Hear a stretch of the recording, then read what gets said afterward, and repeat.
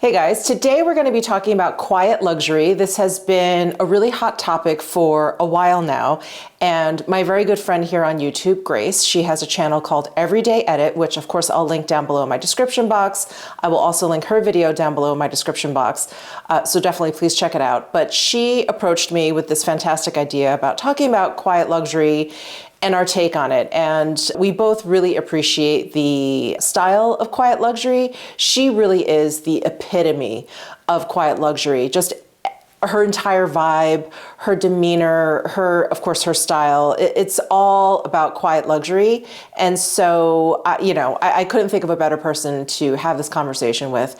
But I did tell her, I'm like, I'm not exactly sure that I'm a like a full-on quiet luxury person. I do feel like maybe I'm like a 70-30, 70 quiet, 30 loud, because occasionally I do like something logoed out or something that's kind of loud and flashy. So anyway, we thought it'd be really interesting to add our 2 cents into this conversation. And so we'll be talking about it in different ways. She's going to be talking about styling. She's going to be talking about budget. She's also going to be talking about jewelry, things that, at least that's the last time we talked. As a YouTuber, I know sometimes things can change, especially as you're filming. But I'm going to be talking about what I think quiet luxury is, what it means. I'm also going to talk about why I think it's trending right now. It's because I don't think it's something new, but we are kind of talking about it a lot now. And I also wanted to share with you why I do really appreciate quiet luxury, why I like it, but also veer off of the idea of quiet luxury in terms of fashion, because I think that's really where the conversation has surrounded. And that's where I'm going to start this conversation. But I do want to end in terms of what I personally think is quiet luxury, at least in my life. And those are things that are a little bit more lifestyle related. I had mentioned in a video, I think it was a haul video, where I hauled some very fancy laundry detergent. And I said I should make a video called Ridiculous Things I Spend My Money On.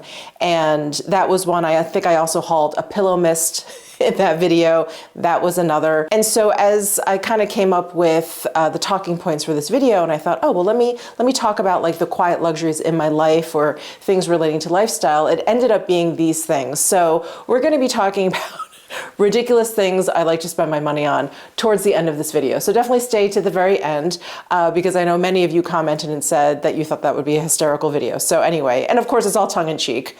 Ridiculous is in the eye of the beholder, right? So anyway, let's go ahead and start with what is quiet luxury. So quiet luxury to me, in regards to fashion, is a style. And it's a style that's been around forever, of course, but this is like the new name that we've given it.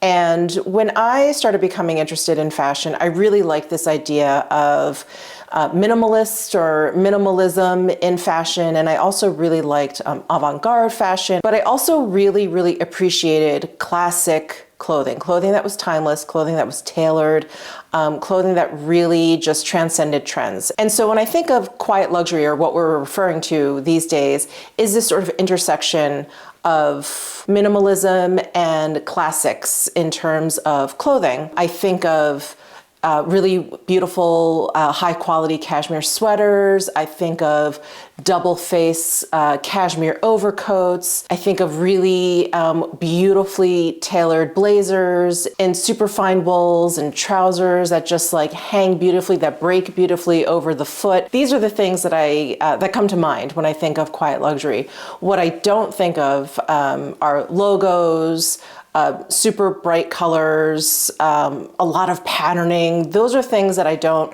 sort of associate with this quiet luxury style. And I think a lot of people have been talking about quiet luxury and also stealth wealth, which I think is a hysterical name, but stealth wealth also in terms of like a style. And I, was talking to Grace about this, and I said, I feel like quiet luxury is more of a style. It's considered, it is something that some people strive for in their style, in their wardrobe, where stealth wealth I find to be more of like a lifestyle. It is more like the way a wealthy person lives. It's just like a result of the way that they live. And the best example I came up with was, in quiet luxury, we're thinking about like, okay, like a really kind of beautiful handbag, for instance, one that's very minimal. Like I love my Totem lock bag. I think it's the T lock bag. I love that. It's super minimal. There's no like loud logoing. And that to me is like a quiet luxury style where in terms of stealth wealth, those ladies don't even really need to carry a handbag because they're so wealthy that they have like a driver with them, that they can leave all their things in the car. I always think of Anna Wintour. She never carries a handbag because she doesn't need to. And I think that's hysterical because here we are, like us regular people are like figuring out like, oh, what's like a really like beautiful, elegant sort of handbag. And the truly wealthy just don't even need them. So I think that's pretty funny. So that's how I always think of the difference between like quiet luxury and stealth wealth. That stealth wealth really is just a result of living a very, very wealthy lifestyle. So I'm just giggling because there's been so much talk in terms of Gwyneth Paltrow's courtroom outfits in terms of quiet luxury. And then there's all this talk about Succession, HBO's TV show, in terms of stealth wealth. And we were just really obsessed with Gwyneth Paltrow's courtroom outfits. And I didn't even know what she was in court for. It was just kind of like, oh, what did she wear today? And I think Vogue even came out with an article. I'm laughing because we just, as a public, we just get obsessed with the funniest things, don't we? Vogue, I think, came up with an article where they like started tallying up how much her outfits cost because it almost seemed unbelievable because what she was wearing was so subdued. It was so plain.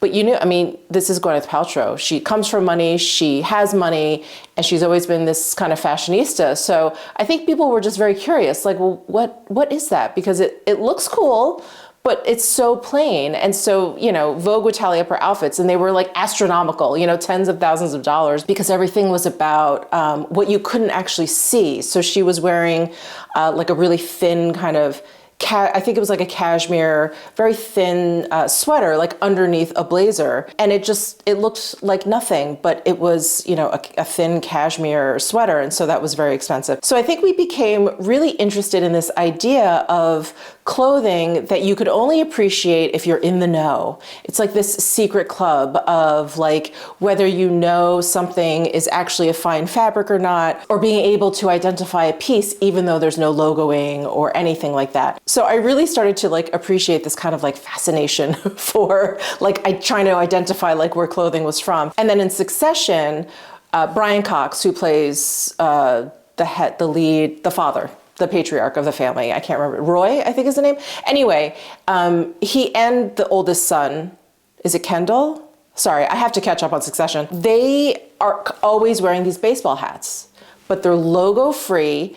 And again, I think article after article was written about these hats and also options. Like, okay, if you want this look of a completely plain hat, here you go. And I think the hat that at least Brian Cox was wearing, I'm not sure about the other actor. The hat that Brian Cox is wearing is one from Loro Piana, which, they make beautiful cashmeres, and it's a cashmere hat. And I think the hat is, close to $700. And it's a super plain baseball hat that you just wouldn't even imagine. So I think now we're going to start seeing a lot of gentlemen and women and men both, wear really plain, like logo-free baseball hats. Because again, it's this feeling of like, if you know, like if you're like in the secret club. And I just think it's really, really fascinating. So anyway, these are the images that I kind of conjure up when I think of quiet luxury. And I think the conversation online has been swirling around these two things, Succession and Gwyneth Paltrow. And some of the brands that I think really, really epitomize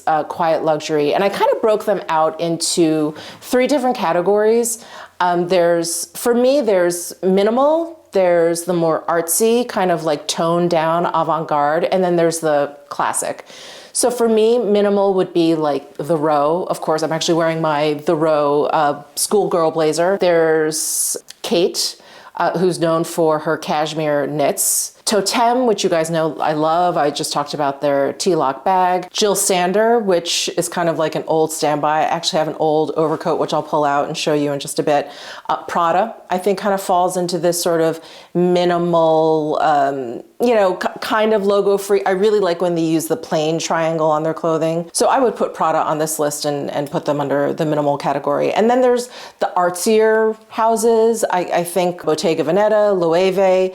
I find them to be quiet luxury in that I don't think that they're very mainstream. I think they're definitely Bottega more than Loewe, but they're really kind of getting into the mainstream. But I don't think the everyday person who maybe just isn't that into fashion, I don't think that they may even be aware of these brands. And then there's Celine, which I think right now is sort of, has like one foot in the artsy column and one foot in the classic column because Hedi Slimane, who's the creative director, he's really started to add in a lot of more like classic touches to the ready-to-wear, where Phoebe Philo, which I cannot wait until her line comes out. I think it's launching this July.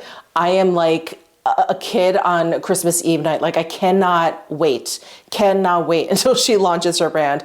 Please give this video a thumbs up if you feel the same way about Phoebe Philo coming out with her new brand. Anyway, so Hedi Slimane, since Phoebe Philo left, when she was at the helm, I would say I would put Celine in the minimal column. I think Hedi Slimane has like introduced a lot of more classic elements into the ready-to-wear. Like they have a lot of Chanel-esque kind of jackets with that kind of tweed and the trimming and the gold buttons, and there's like nautical vibes. And I do think that it's taken a while for Celine to kind of come back since Phoebe left. I think when, you know, Ms. Philo left, I think we were all devastated.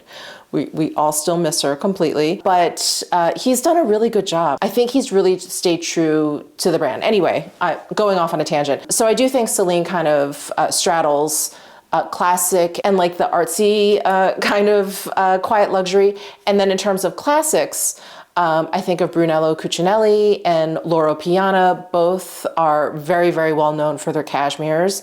And these brands I feel like are a little bit more focused on their fabrics and their fabrications versus like their image as a whole. These other houses that I talked about, they're really into like their marketing and their runway and all of that. And I find these guys to be even more understated than that. Now, I do think, like, I'm personally conflicted in terms of quiet luxury and these very big houses. I wish we could have this conversation live because I think it's so interesting, but comment down below if you think Hermes is still considered quiet luxury, because we all know what a Birkin looks like and what a Kelly looks like, and it's been knocked off 1,000 times. So is that still quiet if everyone knows what it is, even though it's logo free, even though the design is very simple, the design is very classic? Is it quiet luxury if everyone knows what it is that you're carrying?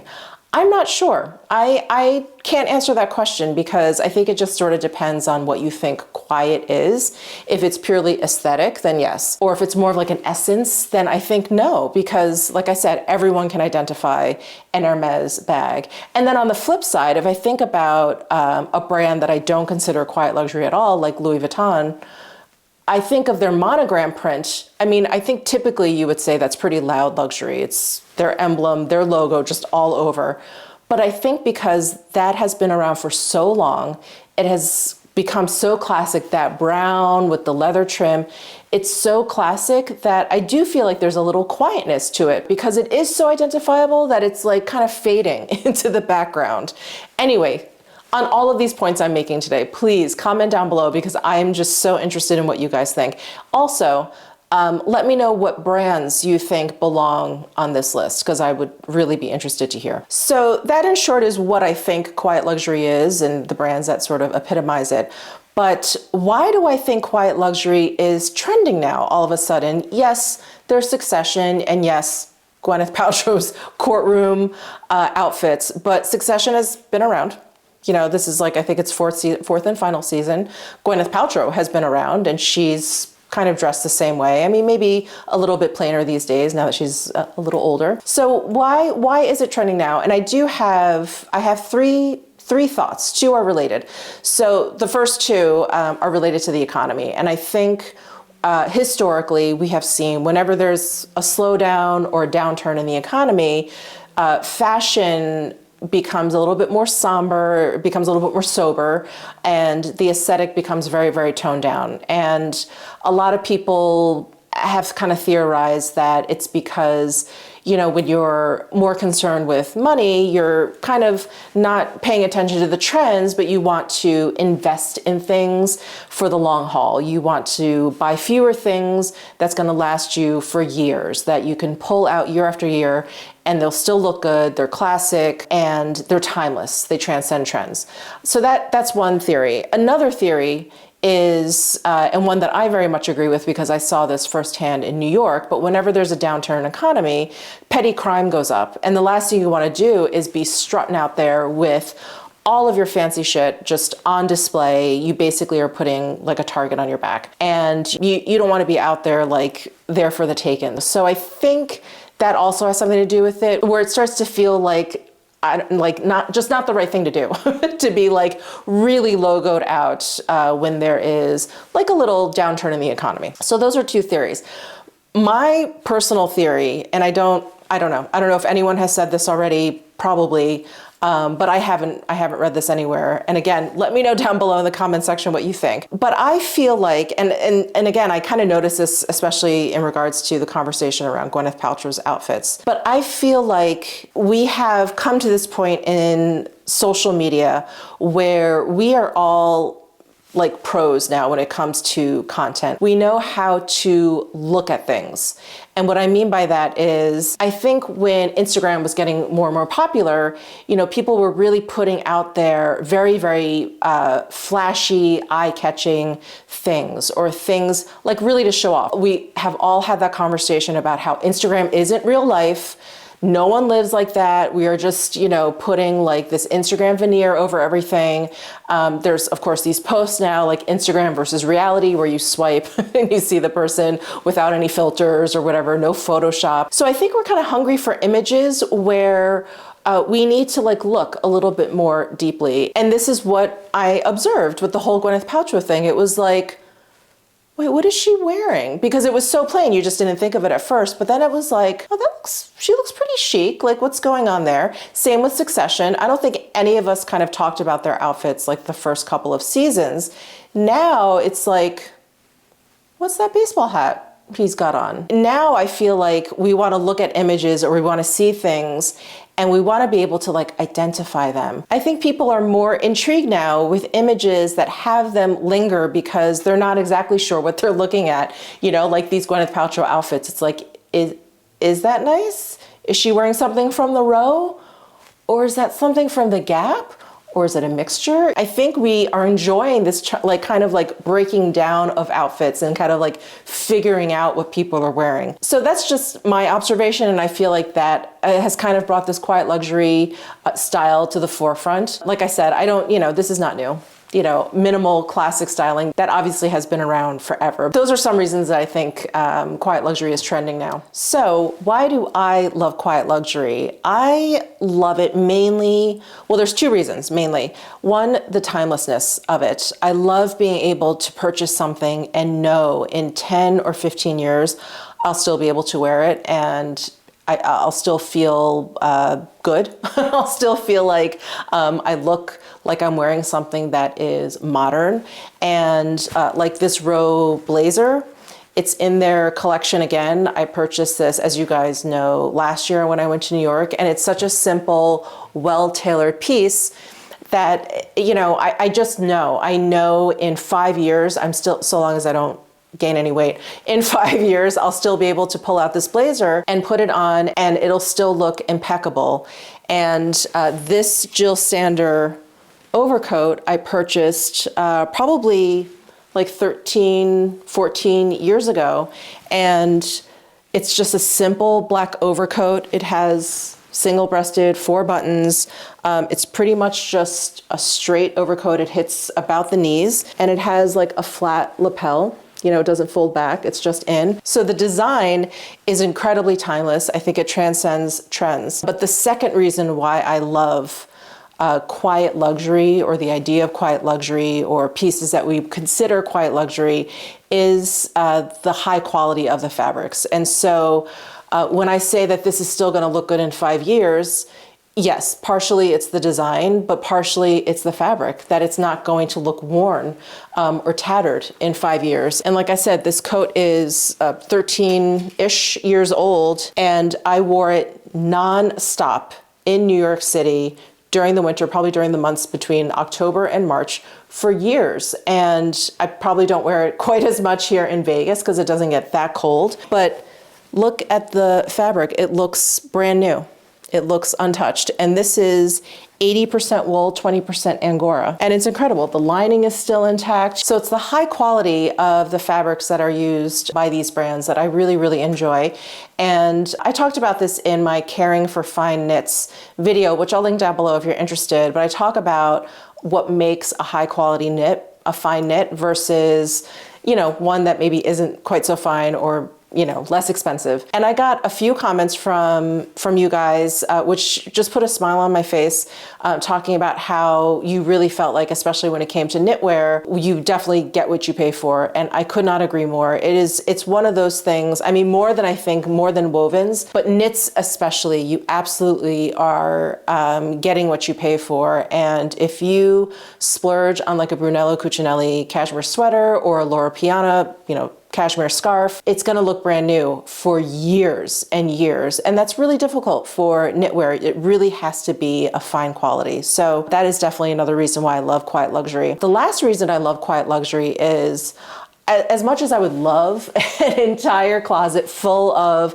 The Row and Kate and Prada, it's just not practical. It's very, very expensive. So I feel like when you have a lot of quiet luxury pieces in your wardrobe, things that are very minimal, that you can mix and match with less expensive clothing. So I love shopping, as you guys know, I love shopping at H&M, I love COS, I love Everlane, and I love pairing like a robe blazer like this with maybe like H&M or COS pants or something. And it allows me to really like hone in on what it is that I want to invest in. So a black blazer, I think you guys probably remember I was like on this black blazer hunt, and I was trying like ones from Everlane, I tried a couple from COS, some worked out. I do have an H&M one that's, you know, great, but I really wanted one that's kind of considered quiet luxury, one that I knew I'd be able to just pull out and wear and it would never look worn, et cetera, like I just said. And that's when I got the Row blazer. I don't wear it that often, but when I need a black blazer and I want to feel sharp, this is the one that I put on. So those are basically the reasons why I love, you know, quiet luxury, especially in terms of fashion. And it's also, I think, just my natural aesthetic. You know, just ever since I was little, I've always liked neutral colors. I've always liked solids.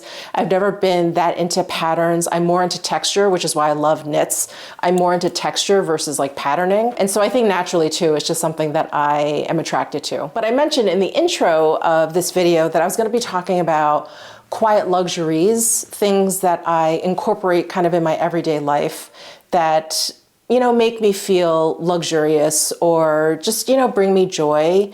And and I had mentioned this in terms of my Maison Francis Kurkdjian laundry detergent.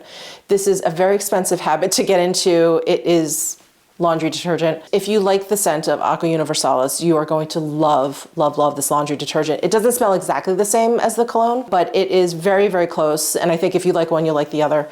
It makes me so happy. I love washing like some special pieces in this special laundry detergent, things that I want to, you know, make sure smell really nice. My t-shirts, because that's what I wear close to my body, I like to launder those in the laundry detergent. I was laundering my pillowcases in it, but I'll talk about my next little sort of quiet luxury in terms of my pillows. But that laundry detergent, that to me is just is like the epitome of quiet luxury for me, because what's more quiet than your laundry detergent? No one, I mean, at least I don't think, unless you're a YouTuber vlogging, no one's watching you do laundry. No one has any idea. It's just your own personal kind of like secret. And I don't think there's anything more luxurious than kind of like spoiling yourself with whatever it is, whatever that little thing is that just makes you feel special. And please comment down below like what your little personal quiet luxuries are. I would love to hear. The next one I wanted to mention, and this is why I don't launder my pillowcase, which I used to launder my pillowcases in my fancy detergent, is pillow mist. Yes, I actually buy perfume for my bed now. That's what's going on here. So I think in the same video when I hauled the detergent, I hauled this Jo Malone Moonlit Chamomile Pillow Mist. And I love the cologne.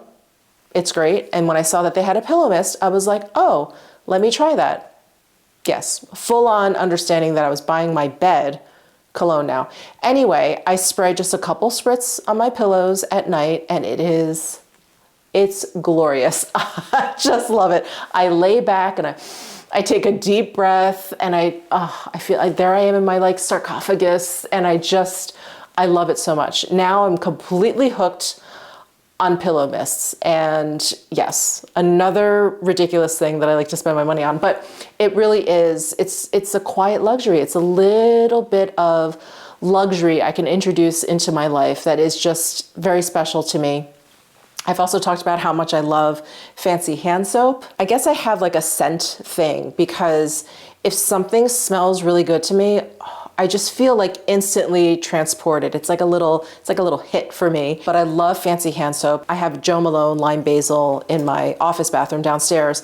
And when I use that, I can every once in a while, until I wash my hands again, every once in a while, I still catch a whiff of it.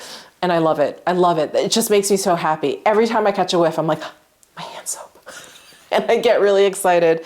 So that's another thing I really like to splurge on is hand soap. And then the last thing I'll bore you with is the Clé de Peau cottons. I'm just laughing at myself because this really is quite the splurge. But these are, little cotton squares that you use to, remove makeup or apply toner, whatever.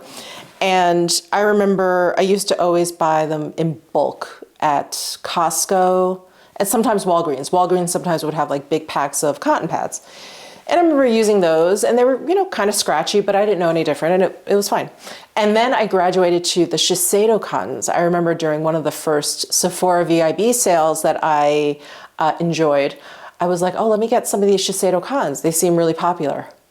Well, boy, ever since I started using those, I think one time I bought a sleeve at Walgreens or something because I had run out of the Shiseidos and I was like, oh, no. No, I can't use these ever again. They felt like sandpaper in comparison to the Shiseidos. So use those for many, many years. And then for some reason, oh, you know what it is? I got like a little sample of this. They'll come in like a little plastic pouch.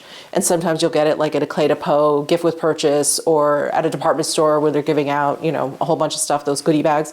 So I got one and I was like, wait a second. So they are, I would say to the touch, they're just as soft as the Shiseido cottons, but because they're silk, they're stronger. So these are cotton and silk. So since the silk is in there, they're definitely stronger. I don't know if you guys have used the Shiseido cottons, but they're so soft that if you put maybe like a little bit too much toner on, they do kind of like fall apart, or makeup remover. They're so soft that they kind of like fall apart a little bit. These don't do that. These are super strong, yet soft. And the silk also makes them like really, really smooth. That's the thing. Like they're both really soft to the touch in terms of like puffiness and everything, but these are really, really smooth, like super duper smooth. So anyway, this is definitely a very quiet luxury because only my husband is around when I take off my makeup generally. So yeah, this is another little, every time I pull one out, I feel so special. So special. So that's what quiet luxury is to me. Of course, I get it in terms of fashion, the style, but quiet luxury to me really is about these little things that you can spoil yourself with. And I was listening to a podcast, a fashion podcast talking about quiet luxury. I wish I could remember the name of it. They're based in Australia. And one host was talking about how they love splurging on that extra legroom on an airplane. And that to them was like the epitome of quiet luxury because there you were just in your own little world, enjoying the extra like 4 inches of legroom on the plane. And I thought, yes, yes, that is exactly what a quiet luxury is. It's just these little ways that we can spoil ourselves and make ourselves feel special and add a little bit of comfort and joy into our lives. So anyway, I hope you guys enjoyed this video. Again, please let me know all of your thoughts down below in the comments section. I would love to keep this like conversation going. Thank you so much for tuning in, and subscribe down below if you haven't already. I will see you in my next video.